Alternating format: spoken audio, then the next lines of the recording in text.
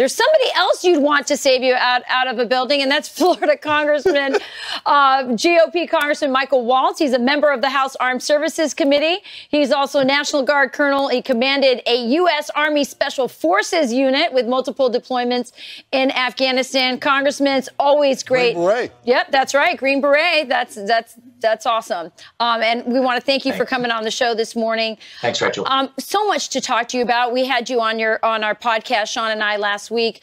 That was before the 13 Marines passed away in that suicide bombing. So much has happened. And just this weekend, we had President Biden send out a tweet that a lot of people are saying was very tone deaf. Here's a tweet. I want to get your reaction on the other side. It says, "To the courageous Afghans arriving in America, welcome home." This was, by the way, as he took off on vacation to Delaware. Congressman?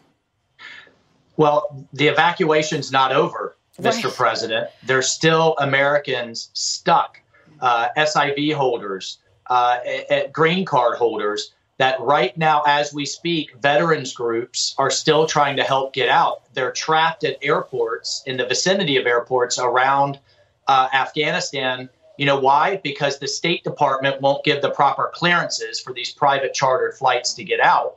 And in the few instances where they have, then the Taliban won't let them go. You know what that's called? That's called a hostage. Right. And we are heading into a mass hostage situation where the Taliban has all the leverage to get international legitimacy, access to billions in foreign currency, and economic assistance. And we handed them that legitimacy on a silver platter in the form of hundreds of Americans that Joe Biden left behind. Real quickly, it's unforgivable, and it's unconscionable. And the other piece is this war isn't over.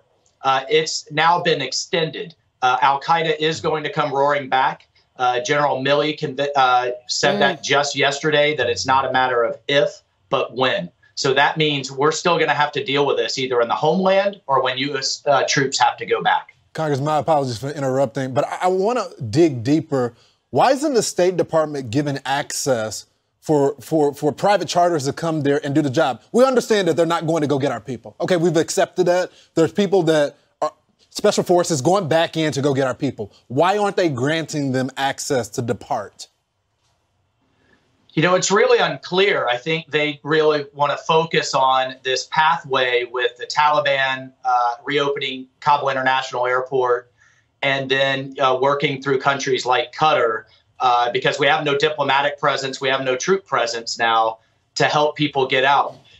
These countries where these planes will land just want assurance that the State Department's going to take care of the issue, these plane loads of people, when they land. So they have to proactively engage and give that assurance, and then they have to inform the Taliban these planes are cleared to land. So it's a multiple-step process, but the State Department should be working in concert with these groups. They should be working in a public-private partnership with them. These are chartered flights that donors have stepped up, veterans are coordinating, my congressional offices are helping with, and this should be a cooperative, collaborative effort. Instead, we're having to fight through our own government to get Americans out. Wow. Yeah, you've heard that report from numerous sources that the State Department has actively stepped in the way of these private groups exfilling people from Afghanistan. You brought this up just a moment ago, Congressman. You brought up, General Milley and his prediction that we're going to see a resurgence in terror, that this war is not over. Let's listen to what he had to say really quickly. Is the U.S. safer today since the U.S. has withdrawn from Afghanistan?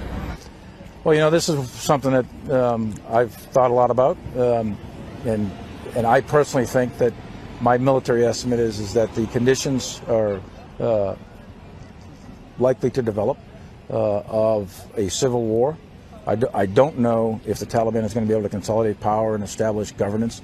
They may be, maybe not, but I think there's at least a very good probability of a broader civil war, and that will then in turn lead to conditions that could, in fact, lead to a reconstitution of Al-Qaeda or a growth of ISIS or other myriad of terrorist groups. So I think the short answer to your question is we don't know yet, but the conditions are very likely, in my opinion, that, and I've testified this and I've said it in public, that you could see a resurgence of terrorism coming out of that general region within 12, 24, 36 months.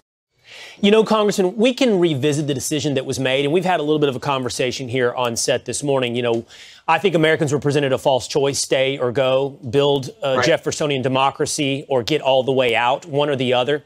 We had left 2,500 troops, no servicemen lives lost in 18 months. So we can ask, what should we have done in the past? But now what do we do in the future? How do we ensure we don't end up in a place where we were on September 10th, 2001?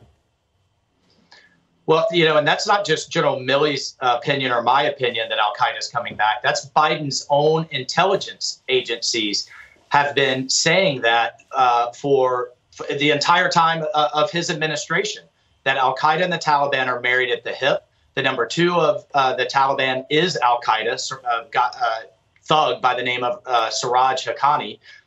So if that's your premise, that it's not a matter of if but when, what is the long-term counterterrorism plan? There are pockets of resistance still fighting north of Kabul, and this administration is doing nothing to help them. So, you know, imagine we had to go back after Iraq when we completely pulled out of Iraq, the rise of the ISIS caliphate. We had to send our soldiers back in.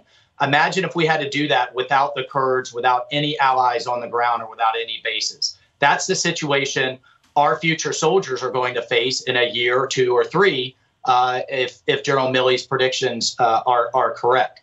So we should be, number one, supporting this humanitarian corridor. We should be supporting the constitutional, democratically elected government that was just overthrown, led by Vice President Saleh. We should work with regional actors like the Indians who want to push humanitarian aid into this pocket. And this is a sanctuary for women, for minorities, for Americans that were left behind and that are still willing to stand up and resist what is becoming a terrorist megastate, armed with our weapons, with international legitimacy, and with billions of dollars of currency. We should still be resisting that, because eventually that cancer is going to spread and come bite us back here at home. So you're speaking about the resistance. I've heard reports, Congressman, that the Taliban has cut off internet and technology for them. I've also, heard that they're already using our weapons against them. What is the hope for that resistance? Can they actually, realistically, I think it's time we all just speak very realistically in terms of what's already happened. Is this a false hope that they can actually take over this country, or is there something that our government can do to reinforce them? Well, it is dire. I won't sugarcoat the situation. The Taliban know that this is, this is the final resistance, and that if they take this area and this group in the Panjshir, that they will have complete and total domination, and they are launching an all-out assault before they can generate any international support. But Biden has to make a decision. Is he going to support the rule of law, a democratically developed constitution, and an elected leadership that stood and fight, that did not flee? Or is he going to go down this disastrous slippery slope of trying to cooperate with a terrorist regime? What is he doing now, again, Congressman? as Biden's own administration has said, the Taliban equals al-Qaeda. What is he doing now? They all aim to attack the West and wage jihad on the West.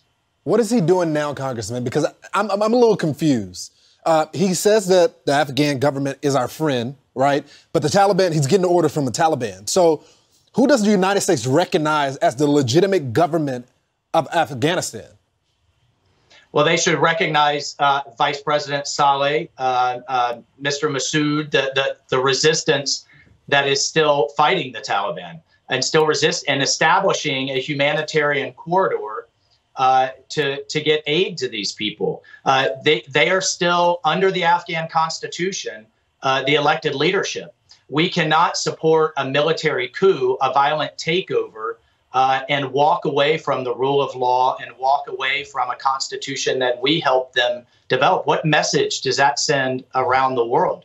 What message does that send for democracy? Because I can tell you, I have ambassador after ambassador from the Middle East telling me right now, the message is jihad is won, democracy is lost, their recruiting is through the roof. And I had one ambassador ask me, who would sign up for Team USA right now with how you've treated your allies that have stood and fought for your way of life and for your values for the last 20 years. This is a betrayal of the worst kind, and it's abandoning a group of people who stood for what America stands for, and that is going to be damaging for our national security for years and years to come.